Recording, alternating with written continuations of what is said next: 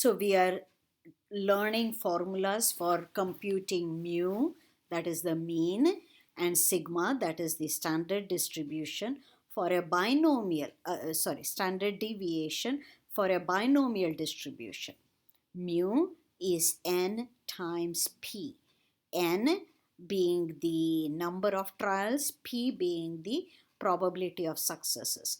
This is the mean, which is also called the expected number of successes.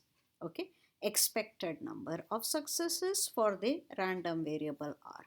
Sigma is the standard deviation. It is given by square root n times p times q. Q, remember, is 1 minus p. All right. Here is an example.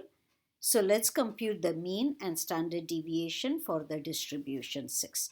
So in example 6, there you had n equals 6, p equals 0.7, q equals 0.3. What is mu? N times p. That's it. What is sigma? Square root npq. That's it. So on. All right. So it's just that straightforward.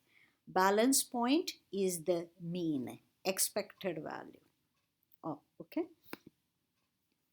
So in English, by the way, mu is 4.2. In our case, binomial distribution, we can say expected number of successes is 4.2. All right. Quota problems, minimum number of trials for a given probability. Let's understand what this is. In applications, you do not want to confuse the expected value of success, R successes, with certain probabilities associated with R. Quotas occur in many aspects of everyday life. The manager of sales team gives every member of the team a weekly sales quota. Okay, so you see, you have to meet a certain quota. How do you come up with that quota? In some districts, police have a monthly quota for the number of traffic tickets issued.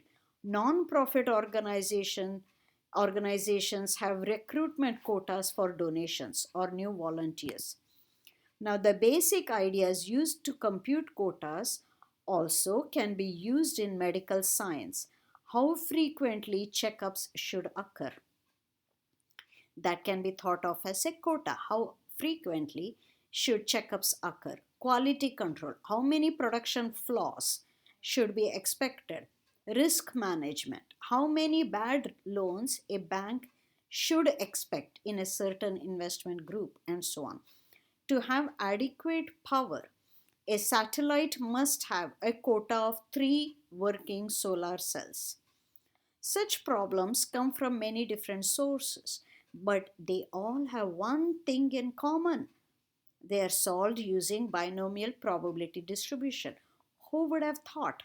Binomial probability distribution addresses all these questions. Let's see. To solve quota problems, it is often helpful to use equivalent formulas for expressing binomial probabilities. These formulas involve complement rule, fact that binomial events are independent. Equivalent probabilities will be used in example 9. Okay. How do we express binomial probabilities using equivalent formulas? Probability of at least one success.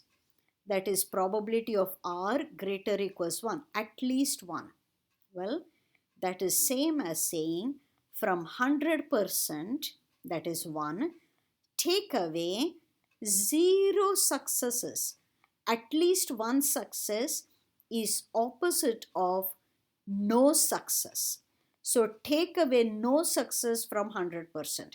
That's how these two are equivalent. Likewise, at least 2 successes. So from 1, take away no success and take away 1 success. Then you are guaranteed at least 2 successes, and so on.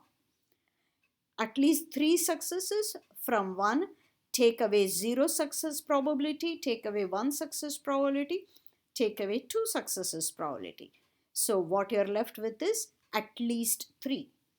Therefore, continuing, at least m number of successes means probability r greater equals m. It is same as saying from 1 take away 0 success, take away 1 success, so on until the previous number of successes. Alright, so these are equivalent ways of finding probabilities of at least. Here is an example. Here is a discussion on geometric distribution.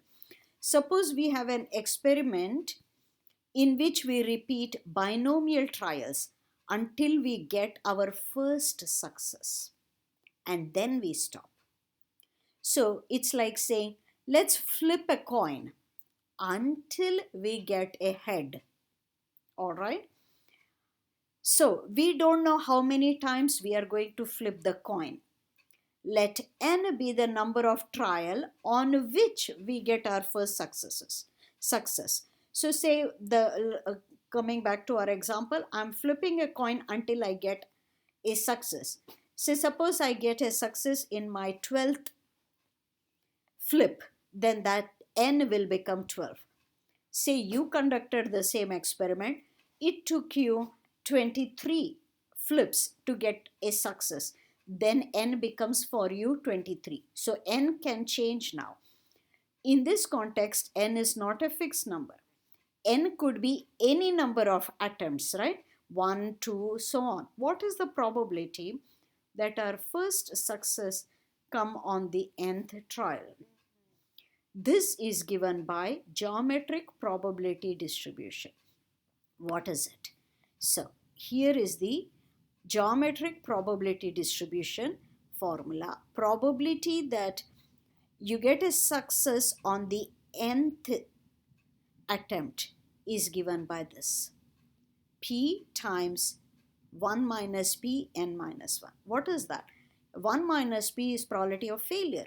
So you first have n minus 1 failures and then you get a success.